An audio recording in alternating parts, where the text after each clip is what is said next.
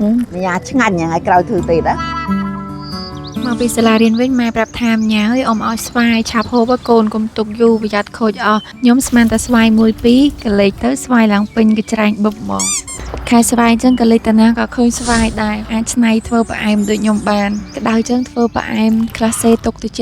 ញ៉ាំពេលថ្ងៃមានកម្លាំងនេះដែរខ្ញុំធ្វើផ្អែមសារាយបំបែកជា2ផ្នែកសារាយធម្មតាមួយផ្នែកសារាយស្វាយទុំមួយផ្នែកធ្វើតិចដែរឡអញ្ចឹងសារាយធម្មតាខ្ញុំប្រើទឹកជាកន្លះលីត្រម្សៅសារាយ1ស្លាបព្រាខ្ទិះដូងកន្លះលីត្រស្ករស8ស្លាបព្រាបាយហើយនិងអំបិលម្ជិបចង់ធ្វើឲ្យច្រើនដែរតែខ្លាចម៉ែអត់ទៅចូលចិត្តចឹងហើយធ្វើតិចល្មមសម្រាប់សាកសិនបើសិនជាគាត់ចូលចិត្តញ៉ាំឬថាឆ្ងាញ់ថ្ងៃក្រោយចង់ធ្វើឲ្យច្រើនជាងនឹងសារាយធម្មតាស្រួលធ្វើមែនតែនតែផ្លែតហើយបាទយើងដួសដាក់កែវទុកឲ្យកកសិនបានធ្វើសារាយស្វាយទុំចាក់ពីលើម្តងទៀត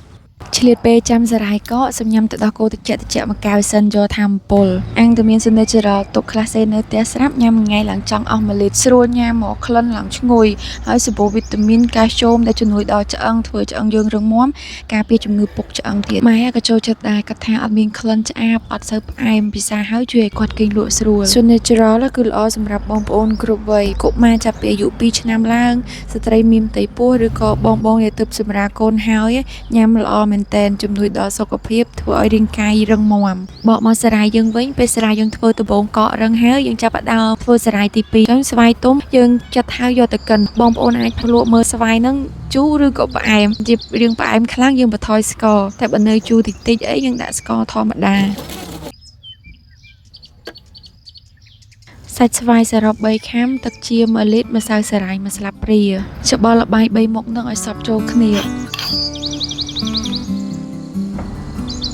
ចាំបើកភ្លើងកម្ដៅជិតពុះចាក់ស្ករស1ខាំនិងអំបិលមកចាប់កូររហូតដល់ល្បាយទាំងអស់ល្មួតចូលគ្នាដល់ពុះសារាយស្វាយទុំរបស់យើងហើយជាការស្រេចបិទភ្លើងដួសដាក់ពីលើសារាយដែលយើងបានធ្វើការពីមុនតែសូមបញ្ជាក់បន្តិចបងប្អូនសារាយខ្ទិះដូងយើងធ្វើពីដំបូងត្រូវតែកកហើយរឹងបើមិនអញ្ចឹងទាំងពីរមុខហ្នឹងអត់คล้ายជាពីរផ្នែកទេប្រកាសជាច្បល់វល់វែកចូលគ្នាអស់សារាយខ្ទិះដូងនិងសារាយស្វាយទុំរបស់ខ្ញុំហើយ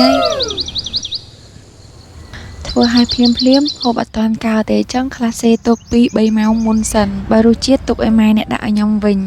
Mình nhà chứ ngành nhà ngày cầu thử tịt đó ឮសំឡេងម៉ែហើយមានន័យថាសារាយខ្ទិះដូងនិងសារាយស្វាយទុំរបស់ខ្ញុំបាន10ពិន្ទុហើយចាំថ្ងៃក្រោយធ្វើជូនម៉ែពិសាទៀត